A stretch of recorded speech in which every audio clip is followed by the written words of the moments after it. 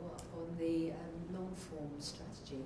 So if somebody has come to your website, downloaded a white paper, what are you recommending? That you send them an email with a second piece of content, just sort of saying you've clicked on this and we think you might be interested in this, or because then you start getting, they get added automatically to the database, and then they start getting, you know, information. And I always think within our company we're sending anything from automated sort of test automation emails all the way through to, you know, strategy about connected hotels, and it's so wide in terms of IT services.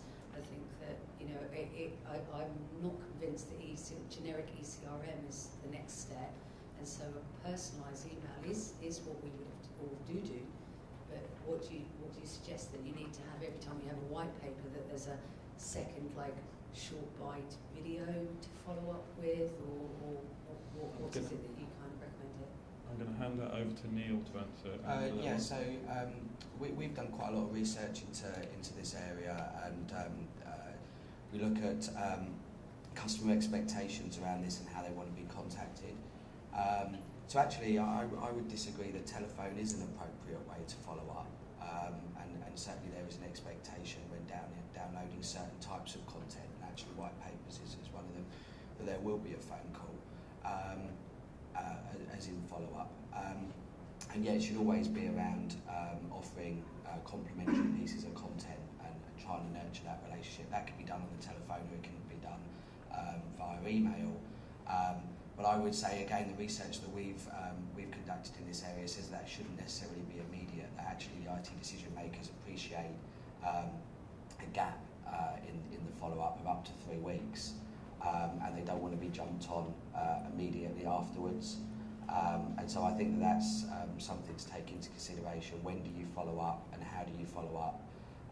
And then how do you offer complementary information and complementary content, and try and nurture the relationship?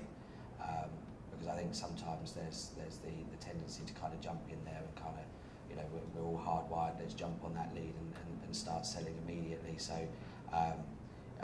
you know, offering content in lots of multiple formats is also, you know, a great way to nurture relationships.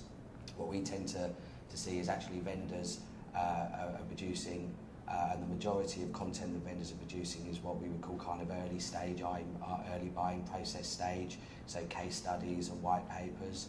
And actually there's a lack of content for later on in the purchase process, so things like ROI calculators, that type of stuff, which tend to be more kind of later stage, you know, assets that decision makers want to engage with. So just producing a variety of content, and being considerate about when you jump in and have that conversation, and trying to nurture the relationship is really important. But certainly from the research that we've conducted, telephone is an acceptable way to communicate, as is email. So would we say then it's more about the approach, yeah, than the actual? I think you need to do both. You know, yeah. How many people in this room prefer to be contacted by phone or email? It's impossible for us to predict what technology buyers want. You know, to answer your question, you can phone them up immediately, but I think it's always good to say, you know, when answering questions about content X that you downloaded, I have a good companion piece that I will follow up on an email. And just doing the phone followed by an email is going to increase your chances of getting that initial conversation going, which is what we're all trying to do. So I think you try every way possible. If I can just add one point to that, sorry. If you are going to follow up by phone call, I think the important thing to do is not to try and sell the product. I think there has to be an element of showing some empathy for what their day is like, and to try and understand from them what problems they're trying to solve. Because too often the actual direct phone call that comes afterwards is, hey, you've downloaded this asset, would you like to buy this? It just doesn't work at all. So there has to be an element of understanding what problems that the IT guys are trying to solve, and why they've downloaded that asset, and try to build on that relationship. So I think too often we hear about phone calls happening straight afterwards, and then people trying to then close a deal. It's a mismatch. These guys just don't have that time to do it. I think it's not necessarily you're having a phone call. I think it's the quality of the phone call that occurs. If you get somebody who picks up the phone and says, have you got a project? Are you going to buy it within 3 to 6 months? Have you got a budget, sir? All of that is very, very aggressive and invasive. If you have people are calling, which is much more customer service. You know, you downloaded our white paper, did you enjoy it? It talks about these specific things as issues in the marketplace. Are you experiencing those? It's about the quality of sales team that you actually have. Just to echo Brent there, I'd like to see more where we're working with better intelligence tied up between the marketing professionals and ourselves, so we can help give better intelligence in terms of which ones are actually worth the call. If you measure just a kind of gross measure of how many people like getting sales calls, the answer is going to be 0. No one's going to say, I love being sold to, you know. A man walks into a high-end fashion retail outfit. He's going around, I'm a man, I'm in a shop. There is only one reason I'm in that shop. For me, shopping is not a leisure experience. So the first question I get always when I've been browsing for a bit, because I'm rubbish at shopping, is, can I help you, sir? And I always say no, but I'm still only in that shop for one reason. And if you allow the guy to walk out of the shop because you were too afraid to sell to him, because you were worried that you might offend, I think you're going to lose a lot of sales very quickly. But if you've got an optimal sales team which knows how to deal with those inquiries and is making sense of it based on the content, then you'll have a much better process. And really it's about training. It's about having the right conversation. So Coming back to the point that Marcella was making, right, about that linkage between the marketing department and the sales team, and having that great linkage between the lead generation activity and the sales follow-up, and making sure that they're plugged in. Okay, so let's do a show of hands on that. Who feels that sales and marketing is aligned where you work? Not doing well.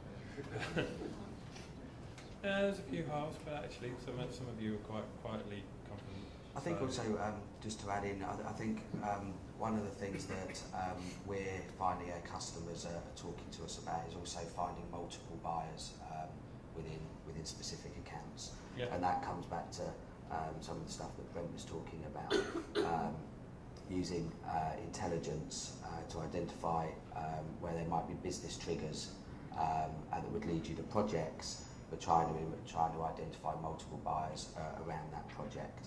And I think that's also a way to raise lead quality, so to give you multiple points of access into particular target accounts. Okay. And just coming back, sorry, I wanted to add, just coming back to the sales and marketing bridge that we have, it's definitely one of the biggest complaints or worries that our clients have in conversion. You know, marketing people are under an awful lot of pressure to generate the lead quota, and salespeople have the targets, and you'll never get away from that. And coming back to Tom's point about the quality of the sales team and looping them in, it is imperative. But I think there are little tricks, certainly that we've been trying with people, but that are overlooked sometimes. And that is, salespeople can also feed back to marketing in the type of content that should be readily available to them. So smaller excerpts of snackable content is quite good for them, in a tone that IT pros want to be spoken to in. Back to Mark's point about IT pros not necessarily wanting to feel like a lead, I totally get that. But little tricks like, if you've done a pan-Euro campaign with only English assets, then following up in their local language is going to make them feel a lot more respected. They can also digest that information that's quite heavy technical spec sometimes at their own leisure, and feel like you're speaking to them as a person. So the language, you know, speak to them in their language is not only their native language, but the tone in which you're speaking to them as well. And I think salespeople should take that on board, that they should take that intelligence back to the marketing department, so the marketing department can have small content excerpts like that. People write blogs for a reason. However, blogs are hardly ever pointed to when it can give someone just a nice brand reinforcement, and come in on a much softer level, rather than, you know, what salespeople are obviously very guilty of, is looking for the sale, which we employ them to do. I think it's really important to get sales buy-in for any of your programs. A lot of times, you know, we see marketers are defining what a sales qualified lead, what they think sales is going to accept for a qualified lead, and just no matter how many automation systems you have in place, nothing beats sitting down with your sales leader and asking them what they think is a sales qualified lead, where they're having success. Because if you can get that buy-in up front and you have regular communication, the program, it has a much more chance of success, because, you know, you can come back and work with your media partners to tweak the program if need be. But you know, I'm still surprised at 2015 at how the link between sales and marketing is still, you know, still like this. We've been talking about this for A long time. 20 years. Yeah, so as long as I've been doing it. interestingly for me, we ran a content marketing kind of round table, and we were talking about which content gets the best return, and ultimately the only one that we actually got the best return on was 2 videos that were product demos. And why was that the best return? Because sales got so excited about how good quality they were, they used them on almost every follow-up. And so you were talking earlier about sending content that actually is like companion content, that they could point at those 2 videos and lift customers that they directly had off the back of it because sales started using them. So maybe engaging sales with content is a good idea.